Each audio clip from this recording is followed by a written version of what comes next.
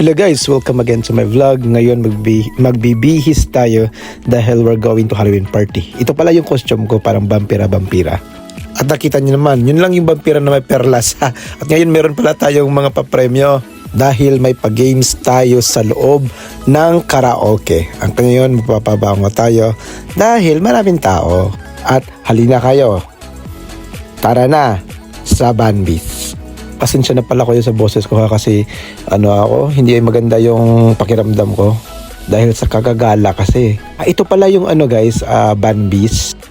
It is located at Imabari near Koksay Hotel. Para lang yung 3 hours nila, mga 1,000 yen go ride. And then when you enter the building, ito yung ambience niya, ang ganda. 24 hours pala itong Banbis guys. Tapos meron siyang billiard, meron din siyang dart. Pwede kayong mamili dito. Meron din siyang party room sa loob. At ito pala yung kasama ko si Jonah ng costume na switch. Ako naman is Vampire Dracula pala. Ito naman si Kevin na parang Hulk Hogan. At ito na nga, marami kami dito sa Banbis ngayon. Ayan. Sobrang nakakaaliw lang. Tapos si Ate Christy. If ever kayo guys may gusto kayong event, dito kayo sa Banbis, mura lang talaga siya. At sulit na sulit yung oras kasi may free drinks na.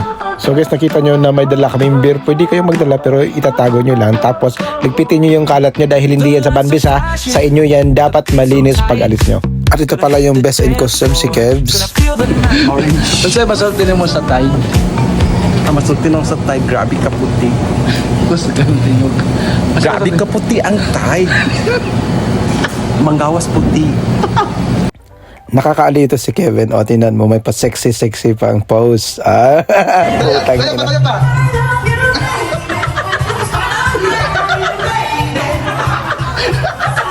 Ay, kasi ganun mo ang...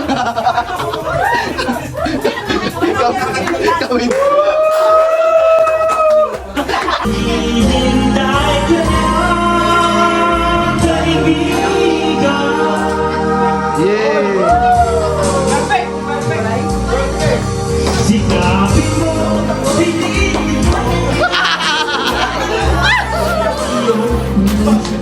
Pagkatapos ng dance interpretation ni Kevin, meron kaming palaro na parang spirit, hindi namin alam yung spirit of the hapak-hapak ba yun? At kung sino yung mananalo, meron premyo. At yun na nga guys, sobrang nakakaaliw, nakaka-enjoy. Alam nyo guys, dito sa abroad, napakahirap talaga na manrabaho, lalo na malayo sa pamilya. And then if you're alone and you're sad, lonely, and so whatever, you have to go outside in your comfort zone. Kasi para ka mapapraning yan. We are not here in Japan for only work. You have to enjoy also.